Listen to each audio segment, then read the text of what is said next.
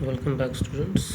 आगे देखते हैं स्टीरियो आइसोमर्स क्या होता है। Different arrangement of functional groups, मतलब सेंट्रल मेटल के अराउंड फंक्शनल ग्रुप्स जो हैं, मतलब लाइगेंड्स जो हैं, यहाँ पे कहने का मतलब वो है उनका अरेंजमेंट कैसा होगा। ठीक है, जैसे सिस ट्रांस की मैं बात कर रहा हूँ उसे ही बोलते हैं स्टीरियो आइसोमरिज्म। मतलब सेंट्रल मेटल के अराउंड जो स्पेस है उसमें अरेंजमेंट ऑफ एटम्स या group of atoms, that is called stereo isomerism. ये दो तरीके का होता है, ज्योमेट्रिकल एंड ऑप्टिकल। तो पहले हम ज्योमेट्रिकल की बात करेंगे। ज्योमेट्रिकल आइसोमर्स जो होता है दो तरीके का होता है, सिस एंड ट्रांस। मैंने आपको बताया था सिस का मतलब होता है जब सिमिलर ग्रुप्स एक ही साइड पे हो, और ट्रांस का मतलब अपोजिट साइड्स पे हो, उसे ही बोलते हैं ट्रांस। और सपोज करो फोर कोऑर्डिनेशन का मतलब होता है इस तरीके से, मतलब चार अलग फंक्शनल ग्रुप्स हों तो उस केस में अलग अलग सिचुएशन आएंगी। अब मान लो ये मेटल है, उसके पास चार लाइगेंड है, उसमें दो सेम है फिर दो सेम है, जैसे ये वाला PTA 2 NH3 है, 2 Cl। तो यहाँ पर आप देख सकते हो NH3 same functional group same side पे है, Cl सेम साइड पे है, तो ये क्या हो जाएगा सिस। इस टाइप वाले में Ma2B2 में, ठीक है, यहाँ पे दोनों एक दूसरे के अपोजिट है तो ये ट्रांस हो जाएगा। ठीक है, अब मान लो एक ऐसा है MABC में चारों फंक्शनल ग्रुप्स अलग अलग हैं। अब यहाँ पे देखा जाता है जो चारों अलग अलग क्या ऐसे एटम्स हैं जो सेम क्लास से बिलोंग करते हैं। जैसे यहाँ पे देखो हम बात करें PT 2 NH3 और एक Cl एक Br, तो यहाँ पे तीन अलग अलग चीज़ें हैं, फिर भी हम ABCD बोल रहे हैं। क्यों? क्योंकि है तो चारों अलग ही, भले ये दोनों सेम है। अब यहाँ पे देखो कोई सेम नहीं है, लेकिन यहाँ भी सिस ट्रांस डिसाइड करना है, तो कैसे करेंगे। हमें पता है Cl Br क्या होता है, हेलोजेंस होते हैं, दे आर सिमिलर एटम्स। ये दोनों सेम साइड पे, ये दोनों सेम साइड पे, तो इसी को हम बोलेंगे सिस। अब यहाँ पे देखो हेलोजन दोनों अलग हो गए, अपोजिट अमाइन वैल्यू, तो इसको ट्रांस बोलेंगे। तो जब से अलग अलग हो तो इस टाइप का डिसाइड किया जाता है। ठीक है, उसी तरीके से अब इस बार मान लो चारों के चारों एकदम अलग हैं। ठीक है, जैसे यहाँ पे देखो Br Cl NH3 पायरिडीन।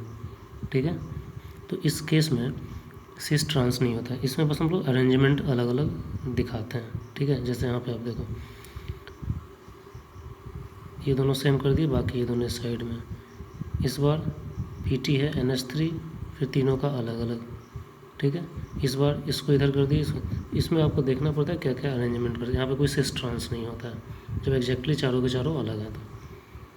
ठीक है, और फिर MAB2 टाइप, मतलब एक ऐसा लाइगेंड है जो बाइडेंटेड है, मतलब A से भी कंबाइन करेगा और B से भी कंबाइन करेगा। ठीक है, तो जैसे ये देखो NH2 CH2 CO, central metal से जब ये जुड़ेगा ये, तो एक बॉन्ड इससे बना देगा, एक बॉन्ड इससे बना देगा, फिर दूसरे में भी एक बॉन्ड, एक साइड से ये, एक साइड से ये, तो चार बन जाएंगे। क्योंकि हम फोर कोऑर्डिनेशन कंपाउंड की बात कर रहे हैं, तो इसके अराउंड चार बॉन्ड बनना चाहिए, तो ये फोर के। तो यहाँ पे देखो एक ही है, बाइडेंटेड लाइगेंड है, लेकिन दो अलग अलग एटम से वो बॉन्ड बनाएगा, NH2 से O से बना है। तो यहाँ पे आप देख सकते हो सेम एटम सेम साइड में है, तो इसको सिस बोलेंगे। जैसे NNCC O। अपोजिट क्या होगा, ट्रांस, जब दोनों अपोजिट हो जाते हैं एक दूसरे से। इधर पहले N था, इस बार N इधर आ गया, वो इधर था तो दूसरा वाला वो अपोजिट हो जाएगा, इसको ट्रांस बोलेंगे इस बार। तो हमने चार कोऑर्डिनेशन वाला देखा, अब 6 कोऑर्डिनेशन, मतलब सेंट्रल मेटल के अराउंड 6 बॉन्ड हो तो उस समय कैसे बनाते हैं। तो 6 बॉन्ड में क्या हो सकता है, 6 वो सेम हो, 5 सेम हो एक अलग, 4 सेम हो एक अलग। ठीक है, इस तरीके से तो ये लोग नहीं बनते। Ma6 Ma5B या MaB5 ये शो नहीं करते हैं ज्योमेट्रिकल आइसोमर, क्योंकि इनका अलग अलग अरेंजमेंट पॉसिबल नहीं है। आप करके देख सकते हैं, मान लो जब 6 वो सेम ही है तो किसको आप बोलोगे सिस ट्रांस, नहीं कर सकते। 5 भी सेम है तो भी आप नहीं बोल सकते। कोई भी मान लो PT है, इसका आंसर ए और यहाँ पे B लगा दिया मैंने, तो कैसे बोलोगे डिसाइड कि कौन सही है, सिस है कौन ट्रांस है। तो ये पॉसिबल नहीं है, लेकिन हाँ जैसे ही 4 और 2 अलग हो गए तो हो जाएगा। इसमें क्या होगा, 4 सेम और 2 अलग है, तो इसके हिसाब से डिसाइड किया जाता है 2 वाले से। अगर ये दोनों सेम साइड पे हैं तो सिस, और ये दोनों अलग साइड पे तो ट्रांस। जैसे यहाँ पे देख सकते हो कोबाल्ट NH3 4। ठीक है, Cl और C, तो 2 वाले से हम लोग बोला डिसाइड करेंगे, तो यहाँ पे देखो Cl सेम साइड पे तो सिस हो जाएगा, लेकिन यहाँ पे ये दोनों अपोजिट साइड पे हो गए, यहाँ तो इसको हो गया ट्रांस।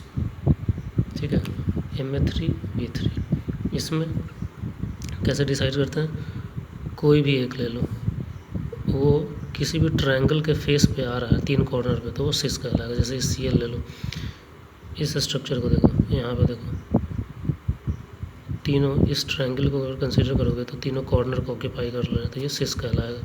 लेकिन 1 2 ये हो गया और एक यहाँ पे कोई ट्रायंगल का पार्ट नहीं आ रहा, कोई भी ट्रायंगल का पार्ट, ऐसे ये कंसीडर करोगे तो ट्रायंगल नहीं बन रहा है ये, तो इसको अगर इन दोनों से, तो इसको ये कॉर्नर लेना पड़ता या फिर एटलीस्ट यहाँ लेना पड़ता।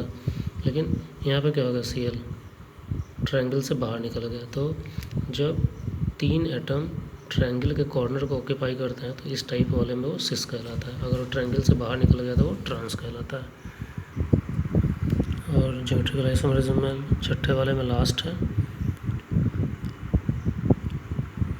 2 और 2 ये। अब ये जो A है ये बाइडेंटेड लाइगेंड है, मतलब एक लाइगेंड 2 बॉन्ड बनाएगा 2 अलग अलग एटम से। तो 1 2 बनाएगा तो 2 और 2 से 4 और 2 ये 6। अब यहाँ पे डिसाइड इसके हिसाब से करेंगे। अब जैसे ये देखो NH2 CH2 CH2 NH2, ठीक है, इस N से भी बना सकता है, N से, इस N से भी, N से, तो ये 4 पोजीशन ये ले ली और 2 ये ले लिया। अब डिसाइड इससे ही करेंगे, इन 2 से। सिमिलर एटम से जो है अगर सेम साइड पे है तो सिस हो जाएगा, ठीक है। जैसे ये देखो सेम ही है, तो यही चीज़ यहाँ पर लिखो, और ये दोनों अलग अलग साइड पे आ गए तो ट्रांस हो जाएगा। उसके हिसाब से ये भी अपोजिट हो गए एक दूसरे का, तो ऐसे को ट्रांस बोलते हैं। तो this is all about your geometrical isomerisms. 4 coordination compounds वाले, मतलब 4 कोऑर्डिनेशन बॉन्ड्स वाले और 6 कोऑर्डिनेशन बॉन्ड वाले। Next is your optical isomerism. बात करते हैं ऑप्टिकल आइसोमेरिज्म। ऑप्टिकल आइसोमेरिज्म मैंने बताया था ability to rotate light left wise या राइट वाइज। राइट वाले को क्लॉकवाइज बोलते हैं या एंटी क्लॉकवाइज लेफ्ट वाले को बोलते हैं, ठीक है, इस तरीके से। और उन दोनों का मिक्सचर कहलाता है एनांसियोमर। क्या कहता है, एनांसियोमर, ठीक है। मतलब एक आइसोमर लाइट को राइट साइड में मतलब क्लॉकवाइज रोटेट करेगा और एक लेफ्ट साइड में, उन दोनों मिक्सचर को बोलते हैं एनांसियोमर्स, ठीक है। अब देखो उससे बात आती है ऑप्टिकल आइसोमेरिज्म शो कौन करता है। एक ऐसा मॉलिक्यूल जो एसिमेट्रिकल होता है वो ऑप्टिकल आइसोमेरिज्म शो करता है। Means optical isomer by compounds which possess chirality, मतलब जिनका कोई भी सिमेट्री नहीं होता। जैसे सपोज करो इधर वाला देखो, वही बात कर रहे थे, जैसे ये वाला है, ये स्क्वायर प्लेनर स्ट्रक्चर है। इसमें क्या है, चारों मॉलिक्यूल जो है सेम प्लेन में है, ठीक है, ये सेम प्लेन में है, ये सेम प्लेन में है। तो ये क्या सिमेट्रिकल है। इसको अगर आप बीचों बीचों काटोगे तो ये हाफ इक्वल होंगे इसके। जैसे हमारा हाथ होता है ये, और इसका मिरर इमेज लो तो एक दूसरे का अपोजिट होगा, वो एक दूसरे को कवर कर लेगा। तो ऐसे मॉलिक्यूल जिनका मिरर इमेज एक दूसरे से ढक लेता है, मतलब सुपर इम्पोज कर लेता है, वो मॉलिक्यूल ऑप्टिकली एक्टिव नहीं होते हैं, ठीक है, क्योंकि उनके अंदर सिमेट्री होती है। तो कौन शो करते हैं, जिनके अंदर एलिमेंट ऑफ सिमेट्री नहीं होती है। और ऐसे मॉलिक्यूल्स जिनके अंदर एलिमेंट ऑफ सिमेट्री नहीं होती है, they are called chiral molecule. क्या बोलते हैं, कायरल मॉलिक्यूल्स। तो optical isomerism is shown by molecules which are chiral, means molecules which are not symmetrical. Not symmetrical means उनके मिरर इमेज एक दूसरे को कवर नहीं कर सकते, their mirror image is not super impossible, ठीक है। जैसे मैंने बताया अभी स्क्वायर प्लेनर का मैंने एग्जांपल दिया आपको, उसी तरीके से टेट्राहेड्रल कॉम्प्लेक्स होते हैं 4 वाले। तो ये सब क्या होता है, चाहे स्क्वायर प्लेनर हो या टेट्राहेड्रल हो, 4 कोऑर्डिनेशन कंपाउंड्स, ये सब के सब सेम प्लेन में रहते हैं एलिमेंट्स। तो सेम प्लेन में मतलब क्या है, उनको 2 इक्वल हाफ में काटोगे तो एक दूसरे को सुपर इम्पोज कर लेंगे, कवर कर लेंगे। तो वो लोग ऑप्टिकल सिमेट्री शो नहीं करते हैं। क्यों, क्योंकि ऑप्टिकल आइसोमेरिज्म किस में चाहिए, ऐसे मॉलिक्यूल जो एसिमेट्रिकल होते हैं, ठीक है, एक दूसरे को कवर नहीं करते हैं मिरर इमेज, तो ये लोग शो नहीं करते हैं वो चीज़।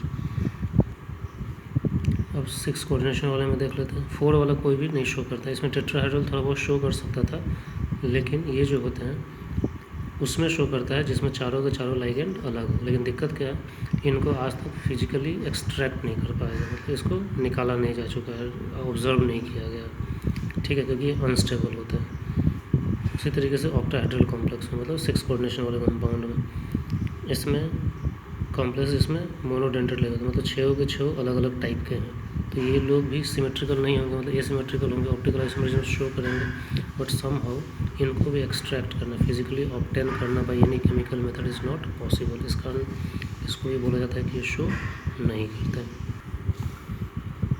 फिर ऑक्टाहेड्रल मतलब 6 वाले, पहला टाइप वो है जिसमें बाइडेंटेड है, तो ये और इससे भी बनाएगा। जैसे तो एक लाइगेंड 2 बॉन्ड बनाएगा तो कितने जरूरत पड़ेगी, 3, तो 3 दूना 6 हो जाएगा, ठीक है।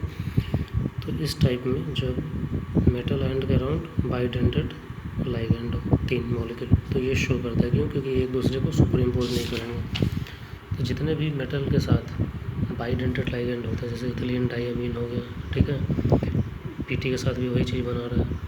यहाँ पे आप देख सकते हो, ये इनको जब आप एक दूसरे के ऊपर रखोगे तो ये सुपर इम्पोज नहीं करेंगे एक दूसरे को, तो ये क्या हो जाएंगे, ऑप्टिकली एक्टिव हो जाएंगे, ठीक है।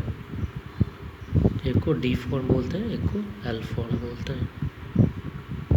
उसी तरीके से दूसरा टाइप 2 बाइडेंटेड है, तो 1 से 2 बॉन्ड बनेगा, तो 2 से 4 और 2 6, ठीक है।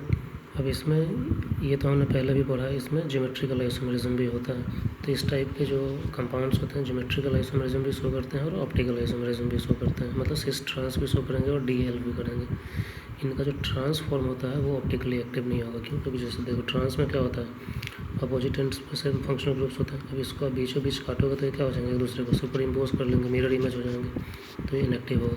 लेकिन इन दोनों को इसके ऊपर इसको रखो, अलग अलग चीज़ें होंगी, सिस आइसोमर्स हैं, ये सेम ग्रुप सेम साइड पे हैं, तो सिस आइसोमर्स है, लेकिन एक दूसरे का क्या है, मिरर इमेज नहीं है, तो ये क्या हो जाएंगे, सिस आइसोमर वुड भी ऑप्टिकली एक्टिव, लेकिन ट्रांस आइसोमर नहीं हो। कन्फ्यूज़ नहीं हो रहा है, सिस क्या होता है, ज्योमेट्रिकल आइसोमरिज्म होता है। अब हम उसी में देख रहे हैं क्या, ज्योमेट्रिकल आइसोमरिज्म ही दूसरा ऑप्टिकल आइसोमर, जो कि डी और एल फॉर्म में होता है। हम ये बोल रहे हैं ये सिस फॉर्म में भी एग्जिस्ट करता है, ठीक है।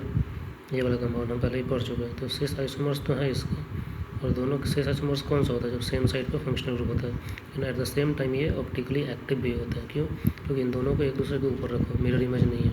लेकिन इसको ट्रांस आइसोमर्स है, इसका दूसरा क्या होगा, सेम ही होगा ना। इसको तो अलग अलग अरेंजमेंट अपोजिट रखना है, मतलब है यही पॉसिबल अरेंजमेंट है, और कोई पॉसिबल अरेंजमेंट नहीं है, तो एक दूसरे को सुपर इम्पोज कर जाएंगे। तो trans isomers are not optically, cis isomers are optically active. उसी तरीके से यहाँ पे भी सेम चीज़ है, बाइडेंटेड है और यहाँ पे मोनोडेंटेड सेम था, लेकिन यहाँ पे हमने मोनोडेंटेड वाला 2 अलग अलग रख दिया। तो इसका भी डेफिनेटली सिस फॉर्म क्या हो जाएगा, ऑप्टिकली एक्टिव हो जाएगा, और ट्रांस वाला नहीं होगा, क्योंकि अपोजिट एंड्स में एक ही पॉसिबल अरेंजमेंट है यहाँ पे। इसको अगर इसके ऊपर रखोगे तो ये दोनों एक दूसरे को सुपर इम्पोज नहीं करेंगे। यहाँ पे सीएल नहीं है, यहाँ पे सीएल है, तो एक दूसरे को मैच नहीं करेंगे। तो ये क्या हो जाएगा, ऑप्टिकली एक्टिव हो जाएगा, लेकिन ये ऑप्टिकली इनएक्टिव हो जाएगा। इन जनरल ध्यान रखना, अगर कोई कंपाउंड ज्योमेट्रिकल आइसोमेरिज्म भी शो कर रहा है और ऑप्टिकल भी शो कर रहा है, तो उसका सिस वाला ही ऑप्टिकल शो करता है, ट्रांस वाला जनरली शो नहीं करता है।